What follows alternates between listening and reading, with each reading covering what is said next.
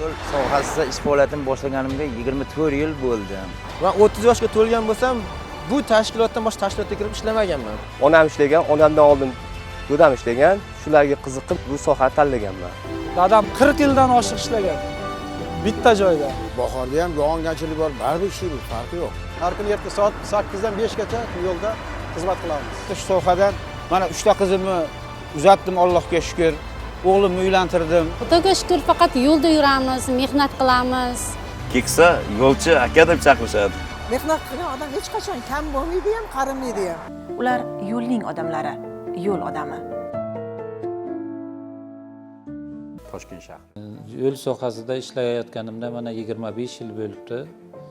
Shundan 2000-yil Buxoro yo'lchilar yo'l qurilish tashkilotiga ishga kirgan bo'lsam, 2005-yilgacha yo'l ustasi bo'lib xizmat qildim.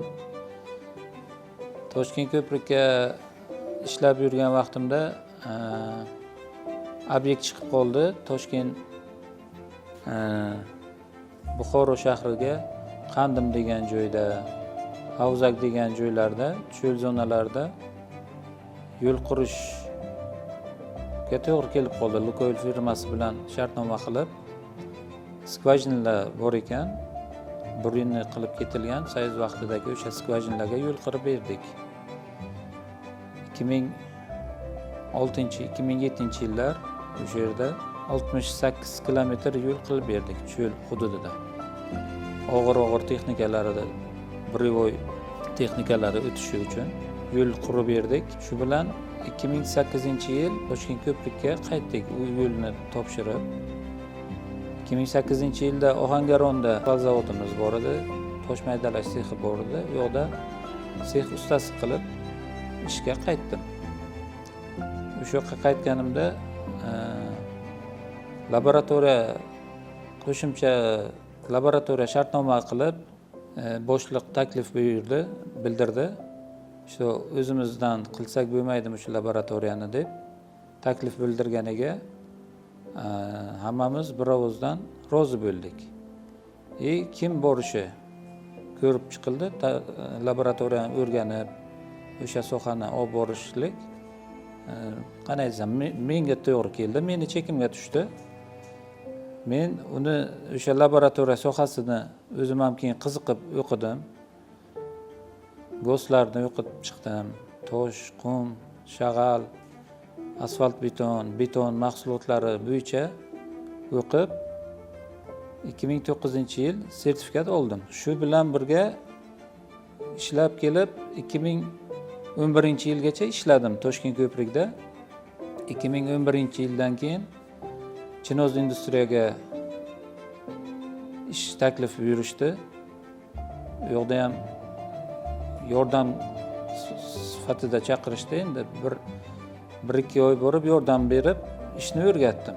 Ishimni o'sha yoqqa, ish faoliyatimni o'sha Chinoz yo'l industriyaga davom etdim.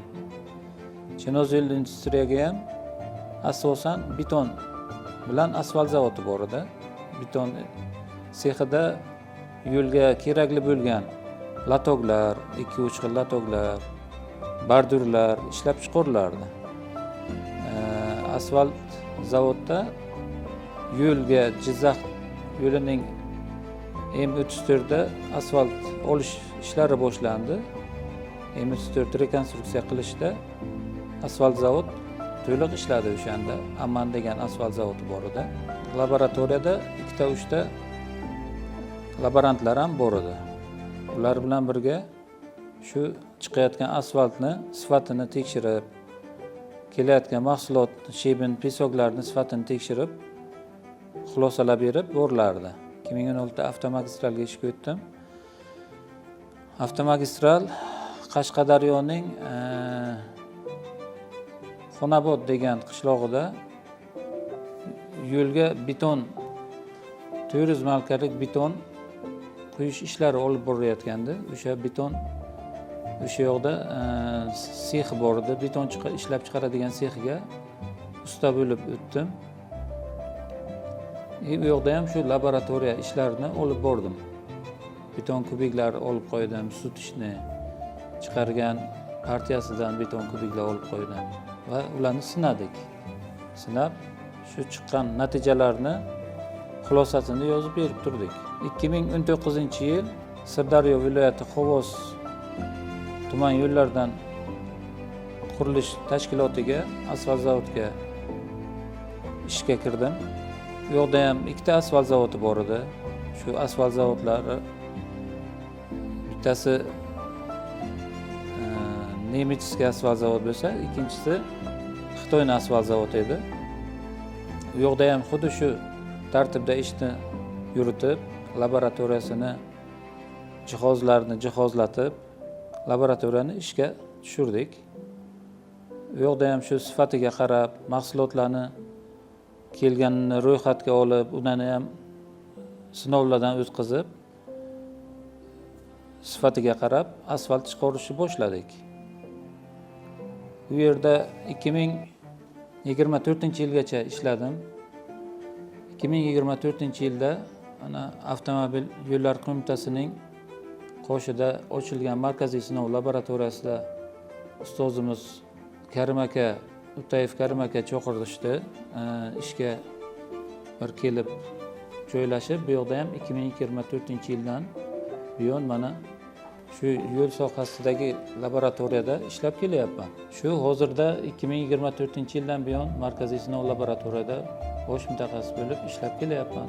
Shogirdlar chiqardik, o'rgatyapmiz shogirdlarni. Shemen, qum, asfalt, beton mahsulotlarini qanday tekshirib, sinovlarni qanday qilishligini o'rgatib kelyapmiz. Xudoga shukr, 2 farzandni bor. Qizimni chiqardim, shu yo'nalish bilan yurib oilamni boqyapman. Hayotdan nolimayman, ishimdan ham nolimayman. Laboratoriyada ishlash qiziq, natijalar har xil chiqadi. Misol, Sirdaryodan kelgan natijalar har xil, Toshkent viloyatidan kelgan natijalarni ko'rib chiqamiz. Ular har xil chiqadi. Qiziqarli ish. Xullas, ustalni egallab o'tirib ishlash bizga to'g'ri kelmas ekan. Ichim qisib yo'lga chiqib ketganman ishlashga. Ustozimiz Shirinov Iskandar aka bilan ancha muddatdan beri birga ishlab kelmoqdamiz. Bu kishini yaxshi xislatlari juda ko'p. Bulardan bitta misol qilib ayta olamanki, shu bizni ishxonamizga kelgan jamiki yangi bolalar bo'ladimi, boshqa xodimlar bo'ladimi, ularga o'zlari bilgan narsalarni shu yoshlarga ham hammaga o'rnak misolda shuni qilsanglar yaxshi bo'ladi. Mana shu ishni qilsanglar to'g'ri bo'ladi. Noto'g'ri bo'lsa, shuni ham urushmanglar-da, jirkimanglar-da, bolalarga to'g'ri yo'l ko'rsatib, shu yoshlarimizga hozirgacha o'rnak bo'lib kelmoqdalar. Yoshlikda orzuyim, maktabda o'qib yurgan vaqtim qiziqishim anaqada bo'lgan. Naqshbandlikda bo'lgan. Mana uymakorlik naqshbandlikda bo'lgan. Keyinchalik o'zgarib buxgalteriya sohasiga qiziqdim. Buxgalteriyaga ishlab ko'rdim. Buxgalteriya meni naqdim emas ekan, kasbim emas ekan. Kun davomida kompyuterning oldida turib, ko'zning nurini yo'qotib, miya faqat plus minuslarga to'lib ketar ekan. Undan ko'ra shu ko'chada yurganim qanaydir ma'qul kelib qolib, yo'l sohasiga o'tib ketdim. Allohga shukr, mana 25 yildan buyon